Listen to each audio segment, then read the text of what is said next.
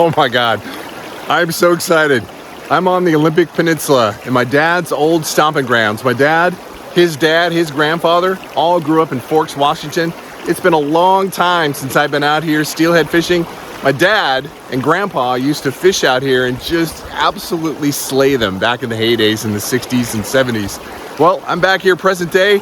I hired a guide, Heron Guide Services, and Larry's gonna take me down this particular big freestone river out here in the Olympic Peninsula, and hopefully we're gonna get into a big steelhead. But you know what? Even if we don't, that's okay, because it's just about being out here. I mean, look around. Look around. Just a gorgeous day. I'm just thrilled to be here. Thank you so much for joining me, and let's go catch a fish, a steelhead. All right, let's do this. Fish on. So I'm waiting for the guide to get back. He's taking the rig back up, and I'm fishing while he's doing that. But I got my dad's old setup, right? So last time I think this touched the steelhead was back in the, I don't know, 80s, 90s. It's a Sage Graphite 3 RPLX, and it was one of the top of the line rods way back when. But it's partnered up with an original Orvis bat and kill. I've got the drag cranked all the way down because I feel like I'm probably undergunned a little bit, but I wanted the nostalgia of using my dad's rod and you know, just using a classic setup. So that's what I'll be using today. And I will be doing a little spey casting. This will be the first time I've ever used a spey rod.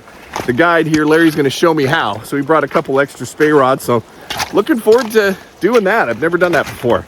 So let's do a little fishing, and we'll wait for Larry to get back. Oh, you can see the fly that I'm using too.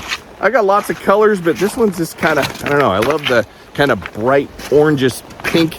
Just feel like lots of marabou, so I feel like that's gonna bring something up, or at least a strike. All right, let's go swing some more until Larry gets back. You know, since they reopened a lot of the river, you know, Shawback and the other ones to fish from the boat, there's a lot more traffic.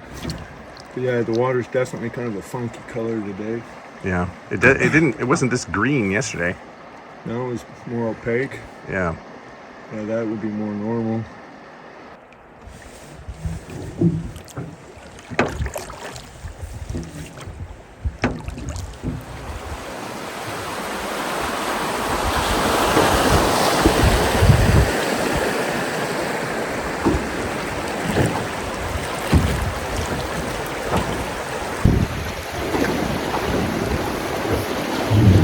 This is called B-roll, by the way.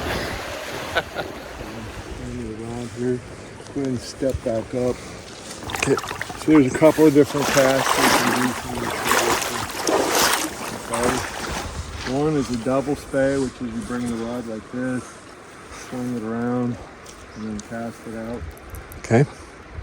That's incredible how you can get that much line out with just that little effort. Just using the tip of the rod. The other cast, a little tough one, got stuff right next to you like this. Not too. Okay. This is the one I normally use on a tight bank. And it's like once I got down a little bit further, I would use that.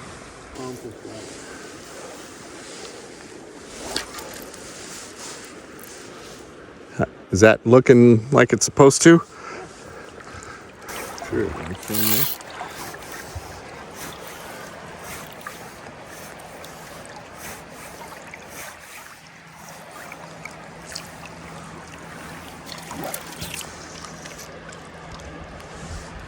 Just like that.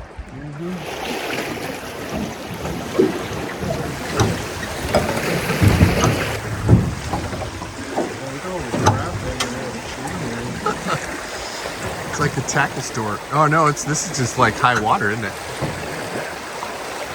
Oh no, we got here. It's an Indian's net, is what that is. Yeah.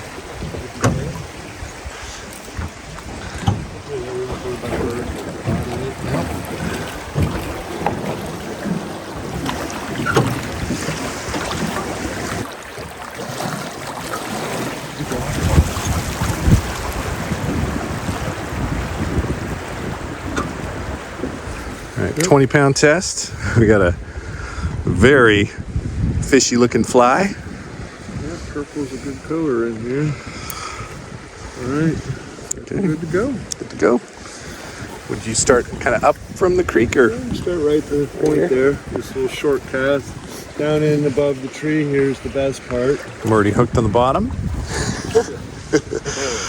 All right.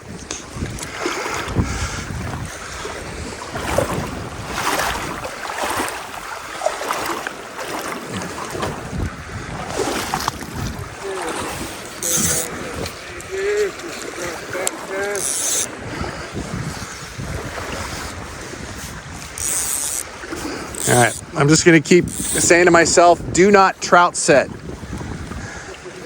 Do not trout set.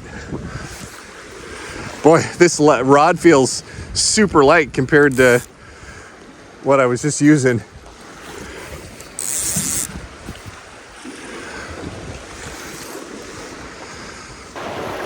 So, one of the things with steelheading, you have to manage your expectations, right? I mean, part of the reason why I hired a guide today is Larry has done a great job in just showing me how to do this. It's been such a long time, and I have never caught a steelhead on the swing. It's always been usually under an indicator or some kind of jig fly, never on the swing. So he has taught me a ton, even taught me how to spey cast.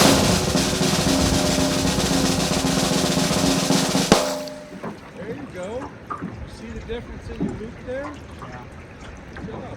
That's the first time I've really gotten out there with a double-handed spey rod, and I can hook that thing out there pretty good. It's going to take some practice, but that's the great thing about hiring guides, right? When you're out doing something like this, you either never done before or haven't done in a long while, these guys can really teach you the ropes and teach you how to read the river and where to find the steelhead. And then you can really invest the time and you'll find success. So don't get discouraged when you get out there. You might get lucky and get into a steelhead, you know, in your first or second trip out, but it takes some time. You got to invest the time. And talking to guys like that, it's been doing it for over 20 years. That's where you just garner a ton of information. So you can take that knowledge out with you the next time you're out there and hopefully get into one. But just an absolute stunning day. The peninsula really is an incredible place. From the oceans to the mountain to these freestone rivers, there's not a lot of places like this in the world, and just an incredible trip so far. We got a couple spots left to fish before we head in, but yeah, just a beautiful area. And even if you're coming down here just to fish, be sure to take a day and check out the ocean. Some of the beaches here are just incredible. My dad grew up here in Forks, and his dad before that, and I've been coming here my whole life and took my kids here. It's just somewhere you could easily spend a week, not just fishing, but just exploring some of the incredible things, right? Even the Tree of Life, which is one of the most incredible things that I've ever seen. This old growth ocean tree. I think it's a hemlock that you just have to see it to believe it.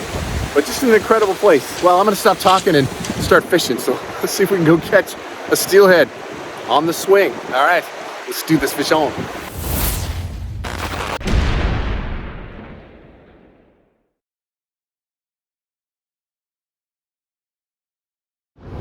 Okay, let's be real about this. I mean, Larry did a great job. He worked his butt off for me fishing this Freestone River out here in the Olympic National Park. Worked his butt off for me. Even extended his pickup so that we can fish a little bit more today. But it's tough when you invest that much time and that much money, and you have all of that, you know, feeling of cannot wait to hook into a steelhead, especially in your dad's home waters, to get completely skunked, no fish at all. I mean, come on, I'll be honest, it's a gut punch, doesn't feel good, but you know, learned a lot. I have to make a decision, right? Either I'm gonna invest a ton of time, because it takes a lot of time just to think that you're gonna go out there one time and start catching a steelhead, you know, like you do trout. It's just not gonna happen, especially with how tough the fishery is as of late. So, you know, I'm either gonna go all in and figure it out so I can get one of these on a fly rod, because last time I caught a steelhead was a long time ago. I caught a tiny one on the Grand Ron. I don't think it was a steelhead though. I think it was probably a trout. See for yourself. Probably a trout, big trout. And gosh, the last one was like early 2000s, and I caught him under an indicator. But I've never spey fished for steelhead. I've never swung flies for steelhead, so I had so much anticipation, even lost sleep anticipating today, and it just such a bummer that I didn't even feel a fish. But you know, that is the reality of fishing, and especially steelheading. So I'm human. No fish today, but thanks so much for joining me. I do appreciate it. And if you're interested to see that whole video where I went down one of the rivers in southeastern Washington, had a great time, went for steelhead, didn't catch any, but I did catch a big trout. Check out this video right here. You might enjoy the trip. All right, everybody, until the next time, fish on.